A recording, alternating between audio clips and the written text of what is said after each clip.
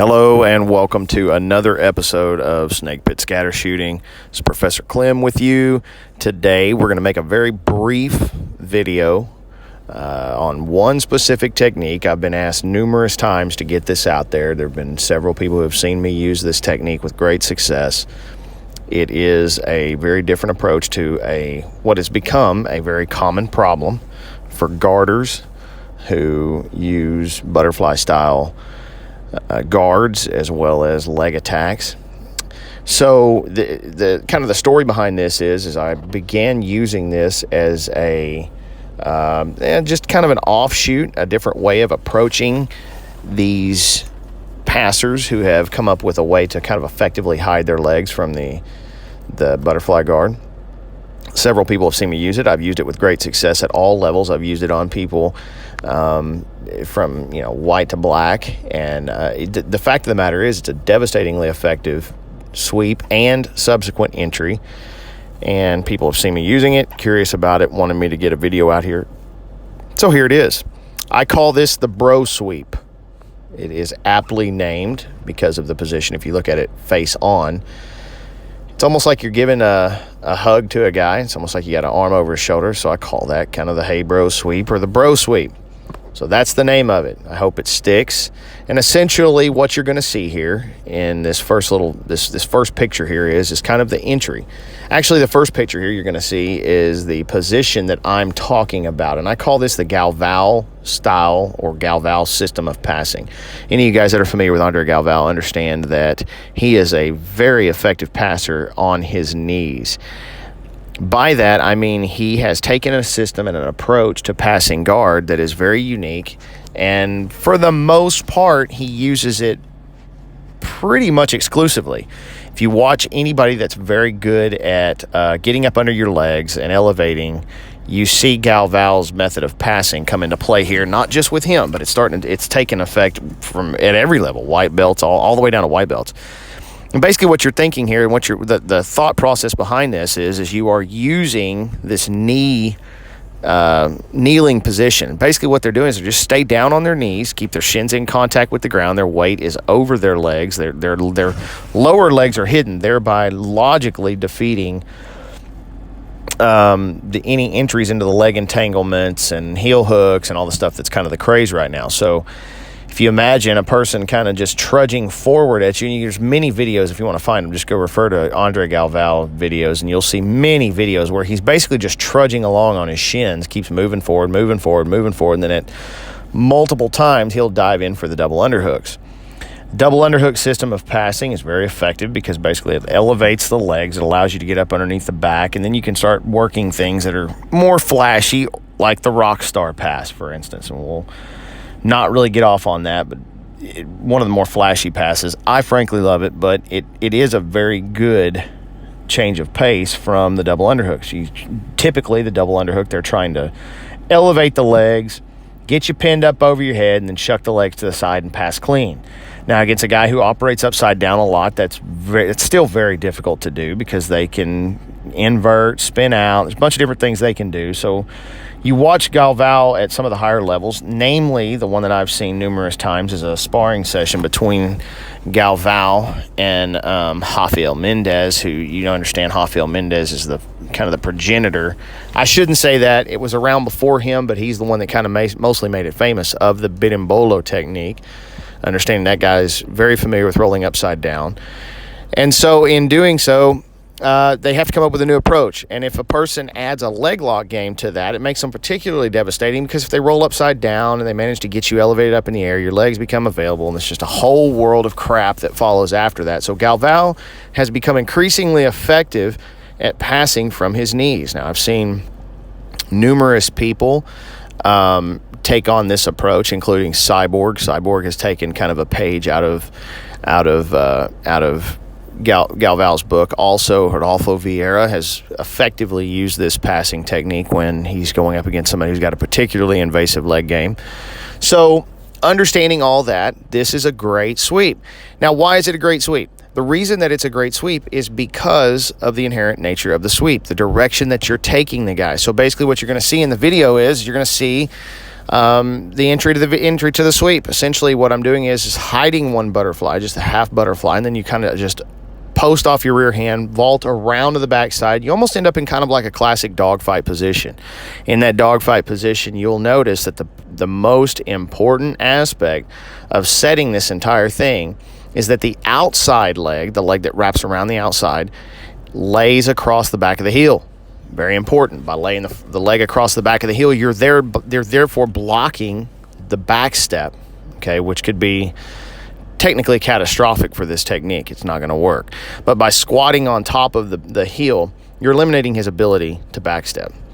The offside leg is going to go, or the inside leg, what turns out to be the inside leg, is going to go underneath the shin, and it's going to be an elevator. Okay, now, understanding the mechanism of a sweep, you have to have a post, you have to have an elevator. It's just two very important aspects of hitting any sweep. You have to be able to elevate somebody. So the off leg is going to be the elevator, and then we reach across their back, and kind of like you're giving your brother a hug. You know, go across the back, grab the lat, and if you don't have the lat, you're going to grab the gi, the collar underneath the armpit.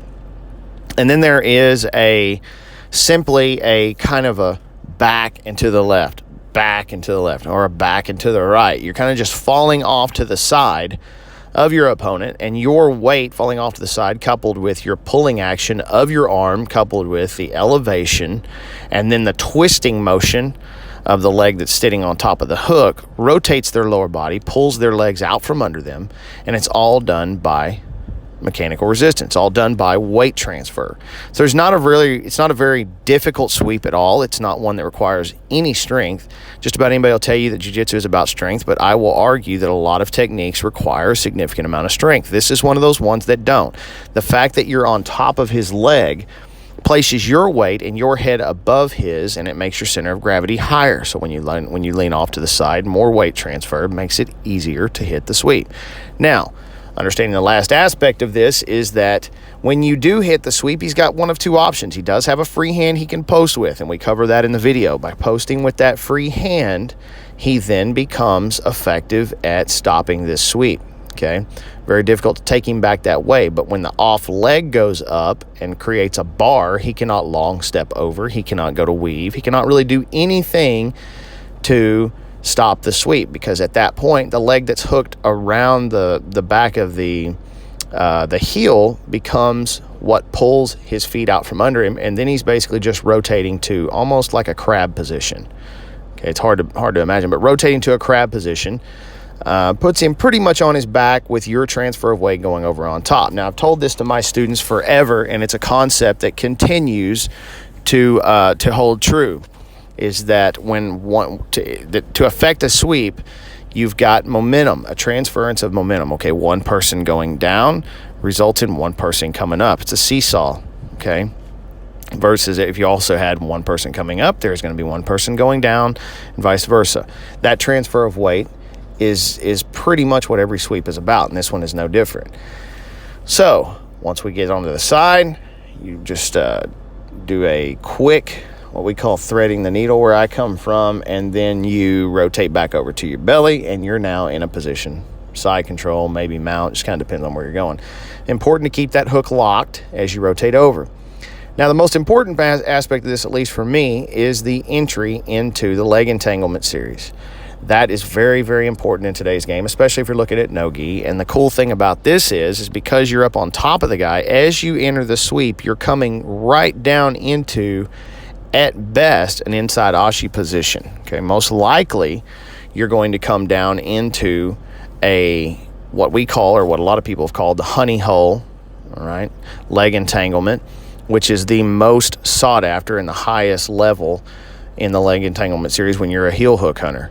So essentially, you're able to come down in whichever position that you want. You'll notice in the latter part of the video, I explain it, and I come down into more of an outside Ashi position. But for the most part, you're falling down into one of the most coveted heel hook positions available. It's a very quick sweep.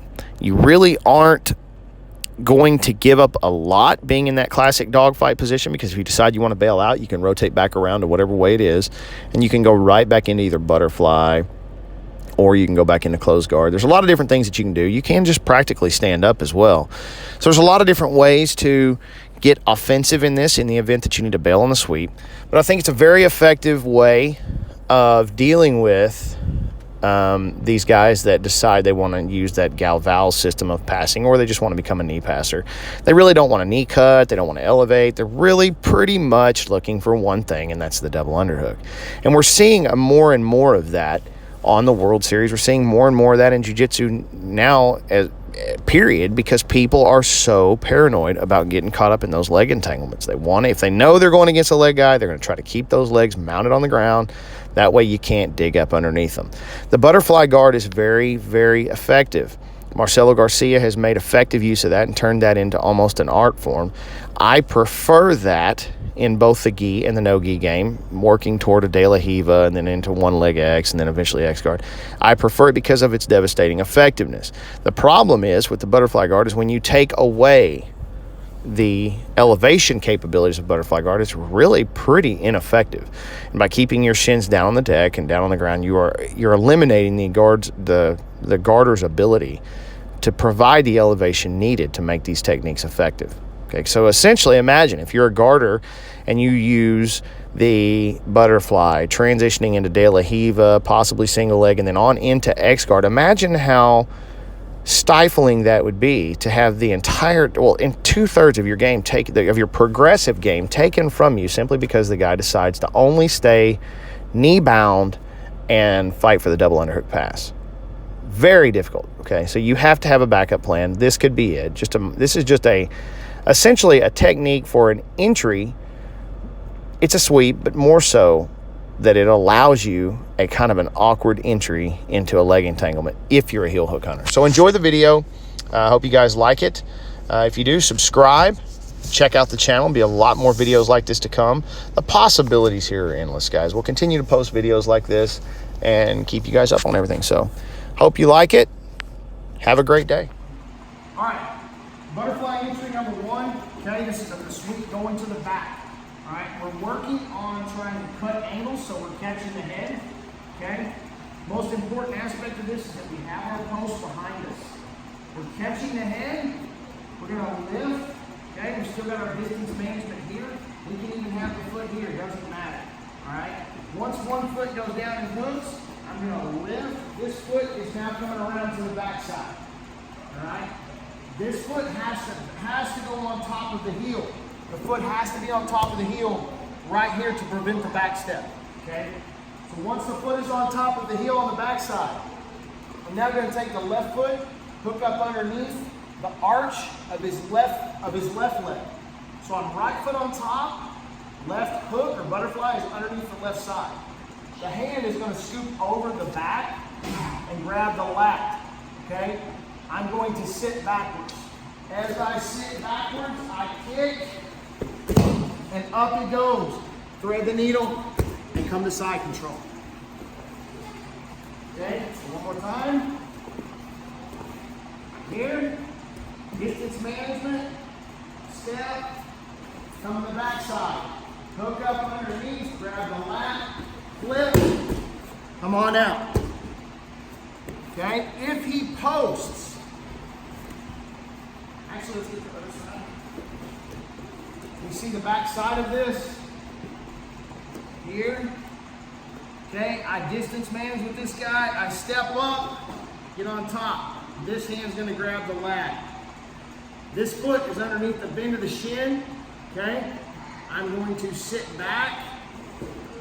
If he posts like this, the bar, this foot is gonna come up on the top side, preventing him from stepping over this way, okay? This hook is still underneath. All I'm gonna do is right my hips, and then he falls out. Okay, so there's a quick switch of the left foot. From here, I step to the back, on top, and I hook.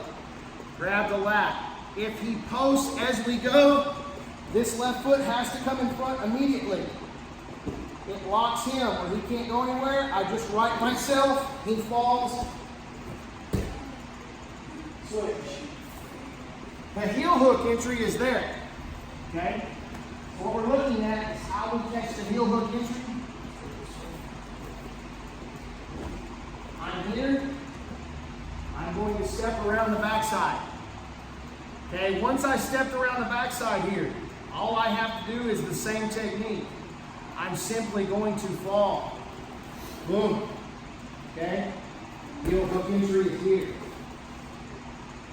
Alright, we get right into the heel hook. If I want to go the other direction for the heel hook entry, I'm here, I hop around, I've caught, okay? When I go through, this leg is going to snake all the way through when I slide. Coming all the way to the outside. Okay, it just depends on how he moves. If you want to come this way, or if you want to stay here. Ideally, I want to stay here for the heel hook entry. So instead of rotating the leg all the way through, I'm just going to bring it halfway. Here, hop around, boom, hot, right, finish. All right, here we go. 1, 2, 3.